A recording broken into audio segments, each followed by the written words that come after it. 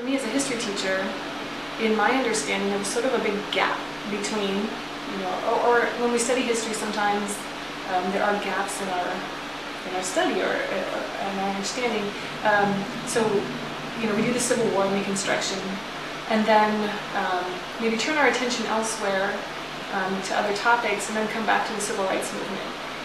But clearly something really important had to have been going on in between those eras, and so for me as a teacher it's very relevant. I think for students, whether it's my students of color or any of my students, I think it's relevant in just their more complete understanding of what happened.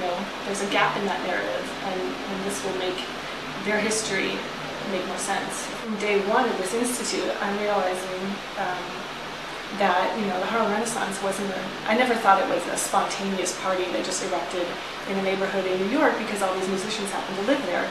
But I didn't realize the extent to which it was this concerted political program to redefine an entire group of people in our society. And it reminds me a little bit of sort of the understanding that sometimes kids get when they study the civil rights movement. Rosa Parks was tired and she just wanted a seat on the bus.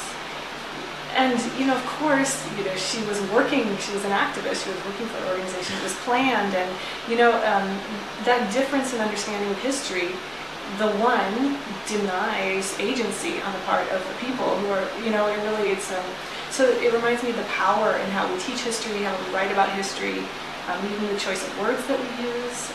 So I feel like my understanding now of the Harlem Renaissance has taken that leap from, the woman who was tired and wanted a seat on the bus to a political activist who was challenging the system of entrenched racism, right?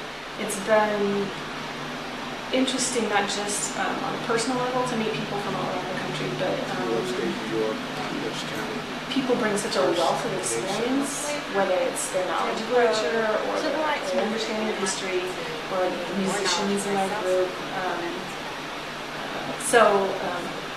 Sometimes I've found, I've always loved it when Dr. Early's talking, and the various presenters have been fabulous as well. But I've learned a lot from just the comments that the participants are making too. Yeah, it's exciting to have ideas about film clips and better understanding about some of the music that I can bring to them, even to be so bold as to use poetry in my history class. This was the first time I've ever analyzed poetry.